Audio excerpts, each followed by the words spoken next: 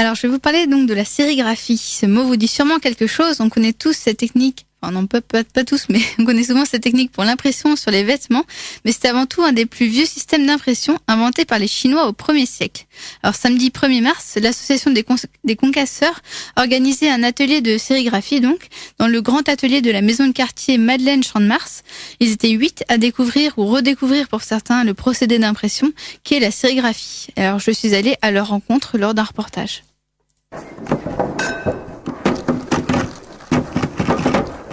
Assis par terre, Marco casse des briques, pendant que Teresa et Hélène s'occupent du lierre et de l'ardoise, appuyés sur la table. Les coups de marteau et de mortier résonnent dans le grand atelier. Ce samedi, les concasseurs ont investi les lieux pour un atelier découverte de la sérigraphie. Les concasseurs, c'est l'association de 3 artistes, un designer, un graphiste et un architecte. Ils organisent régulièrement des workshops et des ateliers ouverts à tous. Mathieu Lautrédoux, l'un des animateurs, explique avec précision le procédé d'impression par sérigraphie. On bosse avec ce qu'on appelle cadre, châssis ou il y a un autre mot, je sais plus, qui sont soit en bois, soit en alu. Dessus, il y a une maille qui à l'origine est en soie du coup, qui est tissée dans les deux sens, 2 mailles perpendiculaires qui se croisent avec plus ou moins de croisements en centimètres carrés. Quand on fait une affiche pour une commande, des choses comme ça, on utilise des mailles entre 90 et 120 fils par centimètre carré. Et là, pour l'atelier d'aujourd'hui, on est plus sur des mailles entre 40 et 60 fils. Parce que vu qu'on bosse avec des matières qui sont pas super filtrées, donc avec tout ce qui est minéraux ou végétal, pour pas que ça bouche, ou pour pas que les petits grains de vase ou de briques arrachent la maille, on laisse le plus de matière passer au travers. Ensuite, la sérigraphie, c'est en fait une façon d'imprimer où tu crées des pochoirs avec un procédé photosensible. Donc on enduit le cadre, enfin cette maille, avec un produit photosensible, c'est une émulsion. On l'enduit, on la laisse sécher, on la sort avec le moins de lumière possible, et sur une table lumineuse, entre ce cadre qui est enduit et la source lumineuse, on vient placer un dessin qui est dessiné en noir sur un transparent. Du coup, tout ce qui est en dehors du dessin, qui laisse passer la lumière, va cuire le procédé photosensible. Tout ce qui est noir ne va pas cuire, parce que la lumière passe pas à travers. Ensuite, on le passe à l'eau, et du coup, tout ce qui est ton dessin, en fait, part. Du coup, tu te retrouves avec un pochoir avec ton dessin, par lequel tu vas faire passer une peinture. Et du coup, la sérigraphie, c'est un procédé d'impression qui est couleur par couleur. Pour chaque couleur, on fait un cadre. Et après, tu viens appliquer ta peinture, une fois que tu as choisi ta couleur et que tu as ton motif, avec une racle, en fait, en caoutchouc, que tu viens presser ta peinture pour qu'elle passe au travers de cette maille. Et après, il y a une fine épaisseur qui se pose sur un papier. Puis après, c'est de l'impression à la chaîne, en série. Pour débuter, pas question d'imprimer sur des vêtements ou de faire des affiches. On s'intéresse d'abord aux matières. On recherche des matières. On n'est pas sur une impression finie comme quand on fait une affiche.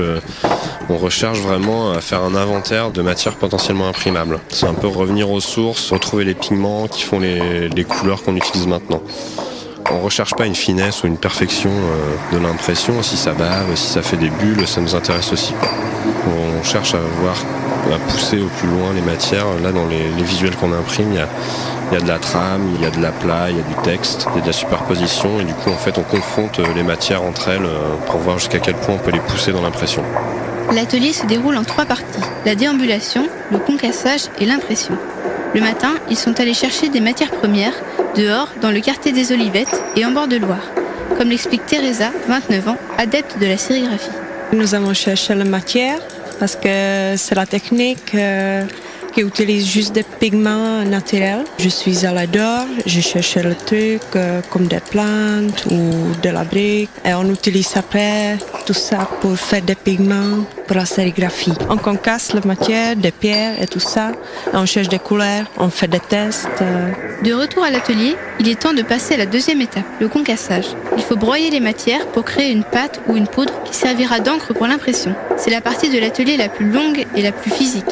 Marco, 26 ans, travaille la brique qu'il a trouvée sur un chantier. Je me suis lancé dans un truc un peu énorme. Il fallait tout broyer et ensuite après tamiser et réduire ça en poudre ultra fine en fait. Parce qu'au départ c'était des grosses tuiles bien compactes quoi.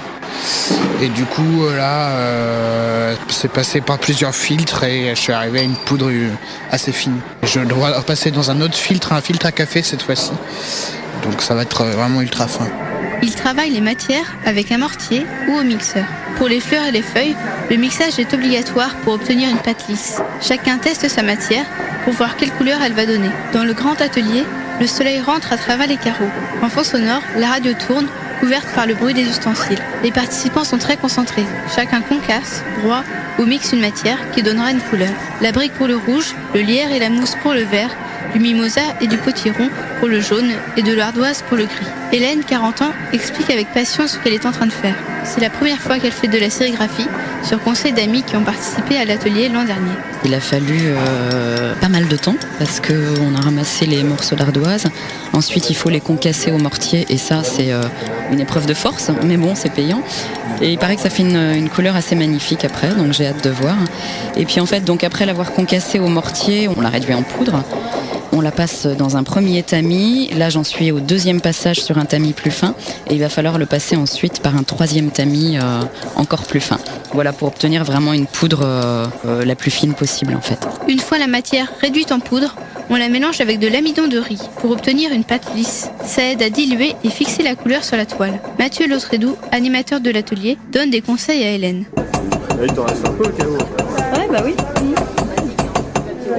Et du coup, ça sera pas suffisant, ça. Essaye de faire passer le max, parce que t'en as plus qui vont passer. Ouais.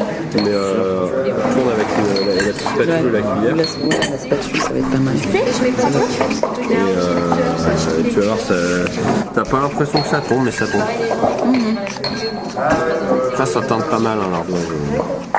Ouais, j'ai hâte de voir ce que ça peut donner comme couleur. Et tout ce qui tâche, normalement, ça imprime bien. La dernière étape de la sérigraphie est la plus importante, c'est l'impression.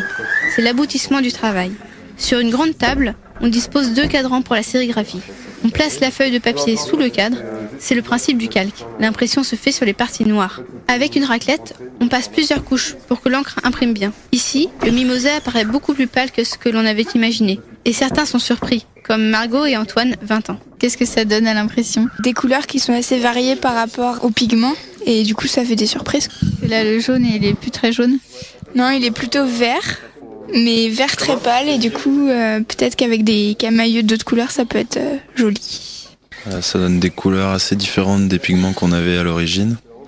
C'est un peu la surprise parce que là on a un vert très clair, presque jaune, alors que dans la mixture du mimosa on avait quand même un jaune assez foncé.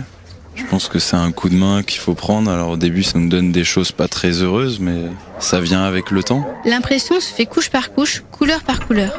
Ensuite, on peut les superposer pour créer d'autres teintes. Il aura fallu toute une journée et de la patience pour arriver à ce résultat, mais ça n'en décourage pas certains, comme Teresa, qui a déjà participé plusieurs fois à l'atelier des concasseurs. J'ai déjà participé l'année dernière, une fois cette année, parce que j'aime beaucoup, c'est une technique très simple, vous pouvez faire chez vous aussi. Vous pouvez dès à présent retrouver les créations des ateliers de sérigraphie sur le Facebook des concasseurs, en attendant de nouveaux ateliers.